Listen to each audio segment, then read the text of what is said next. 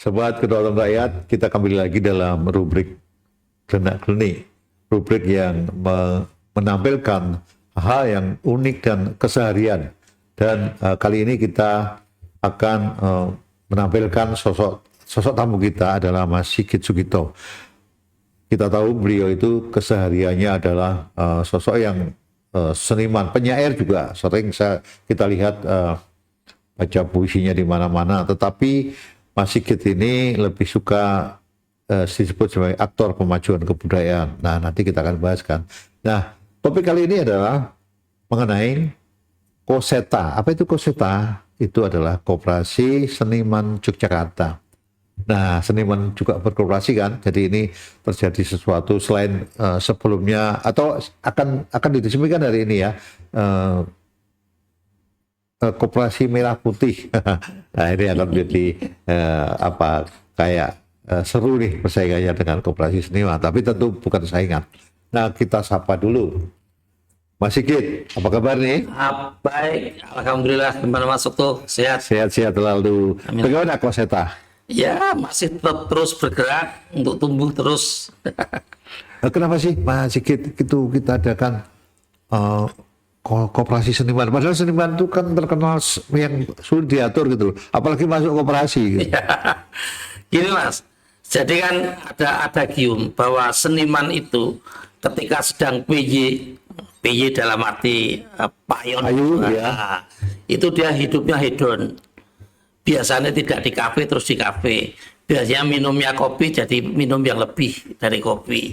Biasanya begitu. Tapi ketika sedang tidak PY, dia mesti kelabakan. Artinya bahwa seniman itu tidak punya manajemen yang baik dalam pengaturan keekonomian mereka.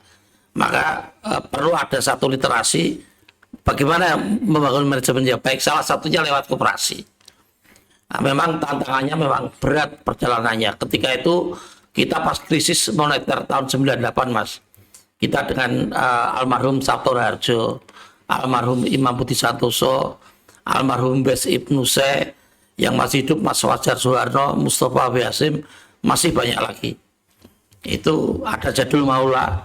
Nah, kita sepakat mendirikan koperasi seniman, kita deklarasikan di Purna Budaya waktu itu, tahun 98. Nah, jadi agendanya ya karena seniman waktu itu masih dipahami koperasi tempat untuk ngumpul-ngumpul, nongkrong, mengatur gagasan, menuangkan gagasan, artinya semua kegiatan hadir dari koperasi itu. Tapi soal administrasi dalam tanda petik kembali, artinya badan hukum segala macam tidak kita perhatikan. Sepenting kegiatannya ono. Artinya kita dengan Pak Idam Awal nggak kemah budaya di Parangtritis tahun 2000. Itu kemah budaya yang waktu itu sangat fenomenal karena memasuki abad milenium waktu itu.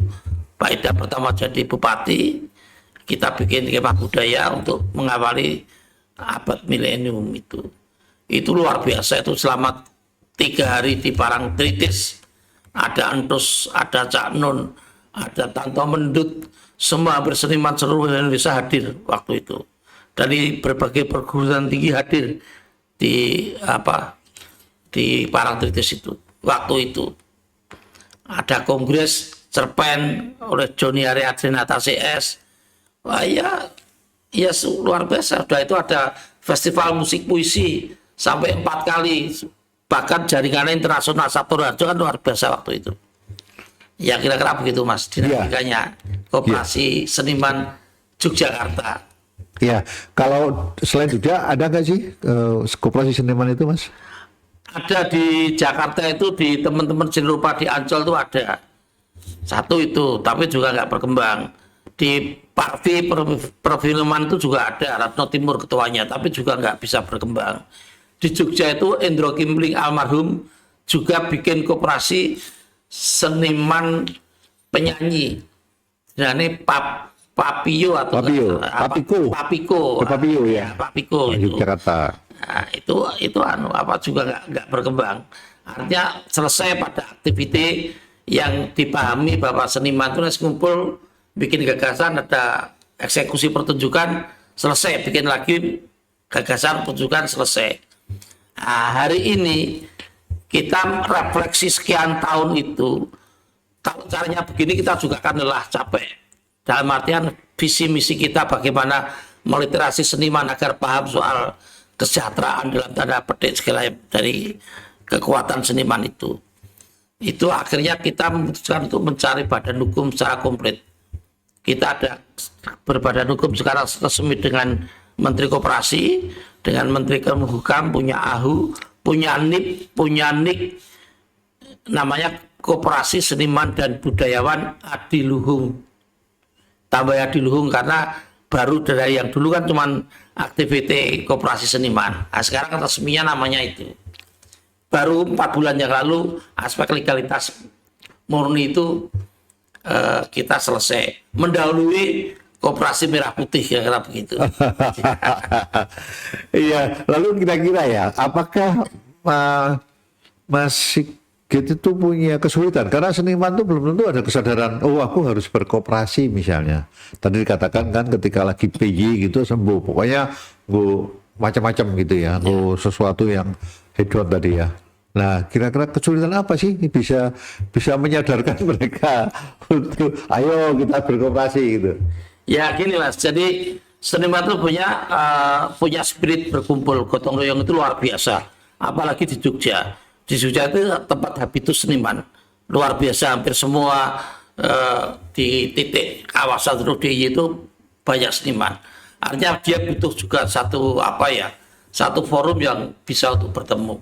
Makanya untuk menjaga itu kita formulanya begini. Saya lebih koperasi seniman itu siapa toh jadi anggotanya. Bukan membatasi, tapi saya membuat nomenklatur baru. Namanya aktor pemajuan kebudayaan. Pemajuan kebudayaan. Ini kan ada undang-undang pemajuan kebudayaan.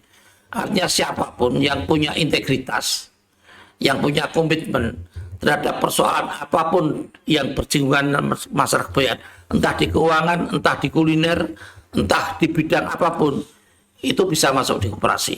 UMKM bisa masuk.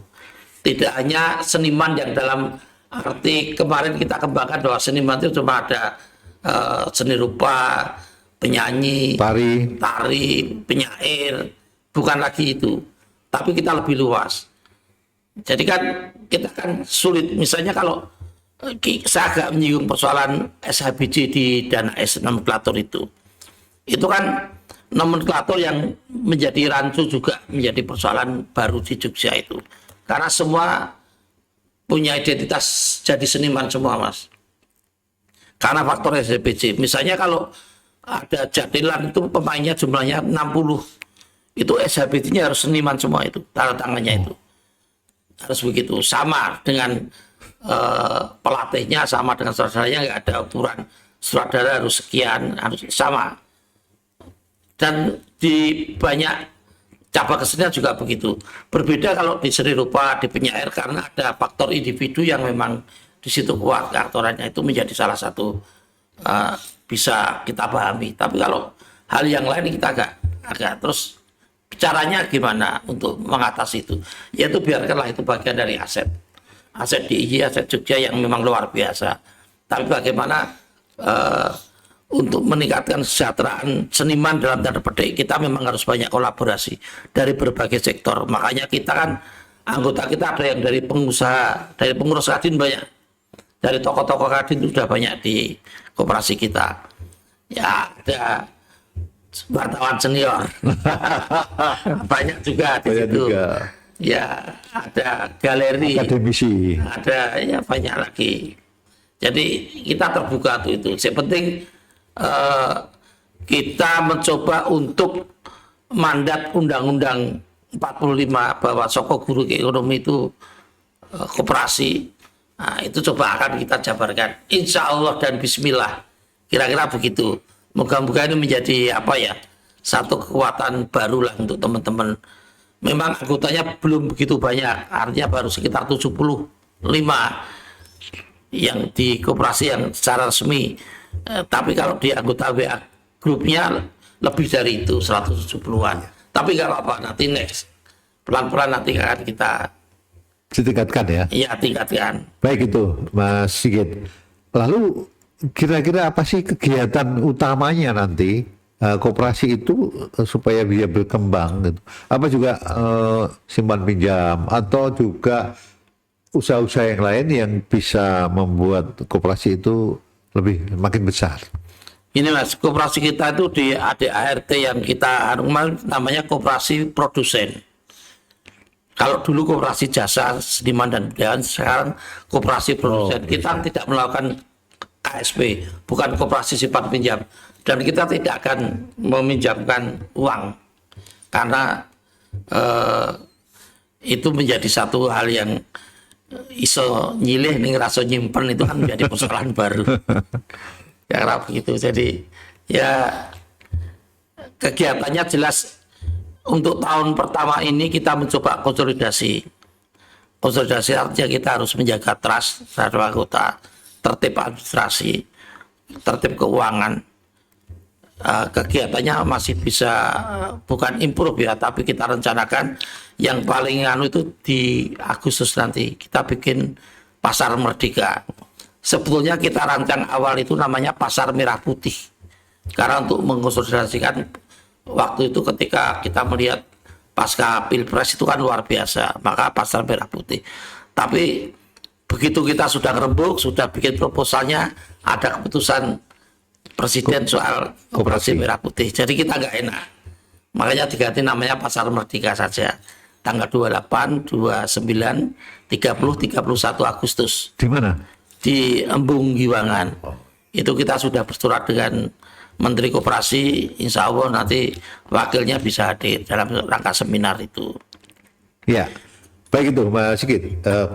Menarik nih, artinya bagaimana menyatukan para seniman untuk ikut bersama-sama membuat ya semuanya sejahtera. Ya. Itu kan sesuatu tantangan yang luar biasa ya di kalangan para seniman yang selama ini mungkin masih tadi hedon tadi.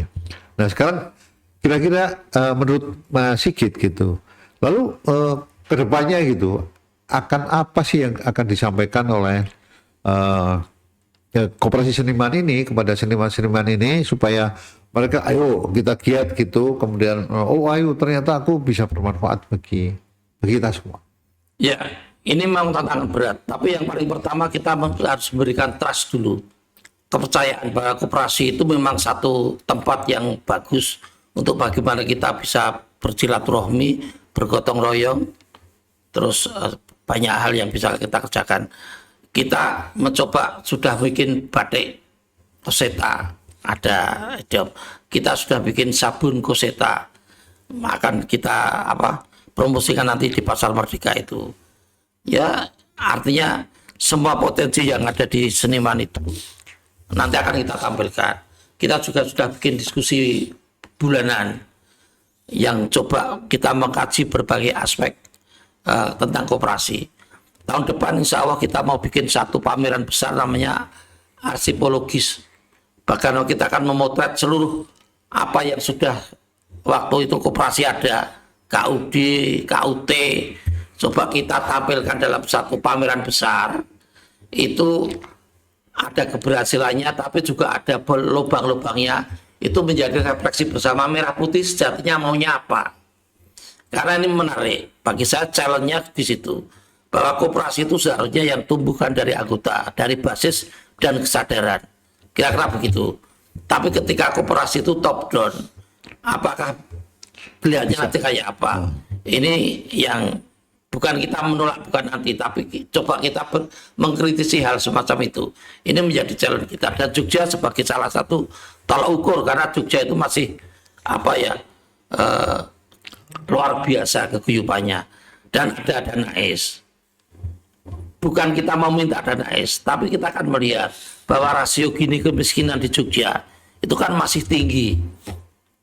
Kira-kira begitu. Apakah kita nanti punya kontribusi seniman itu terhadap meminimalkan rasio gini lagi itu menjadi lebih kecil lah. Kalau sekarang kan sekitar 7 berapa gitu. Ranking keempat kemiskinan di Indonesia itu. Ini kan artinya ini tugas kita semua lah. Tidak hanya soal koperasi seniman, tapi elemen koperasi ini menjadi penting, koperasi seniman itu.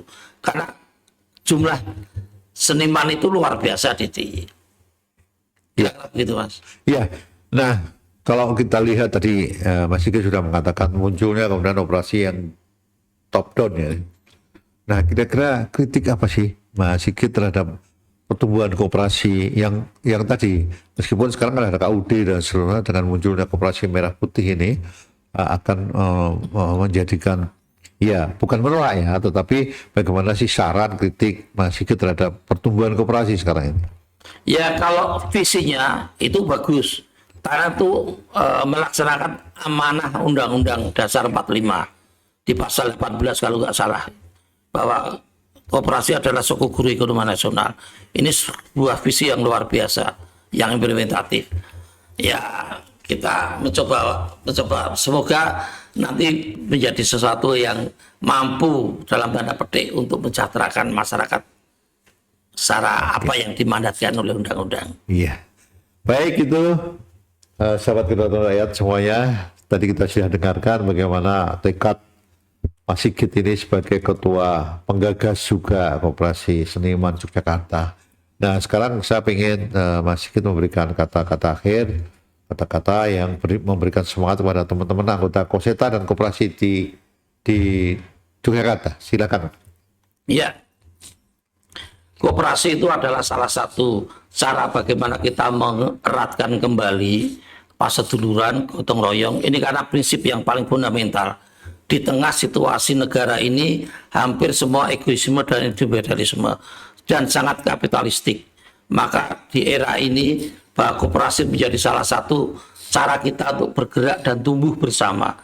Maka koperasi ini kita harapkan salah satu mazhab ekonomi yang mampu untuk mensejahterakan apa yang dicita-citakan oleh para founder-founder kita, Soekarno, Hatta, kira-kira begitu Mas. Iya, baik, demikian tadi pesan-pesan dari Ketua Koseta ya, mudah-mudahan paham semua ya, dan saya kira ini sesuatu terobosan yang menarik yang dilakukan oleh Mas Sigit gitu. Baik, itu sampai jumpa lagi pada kesempatan yang lain. Ya.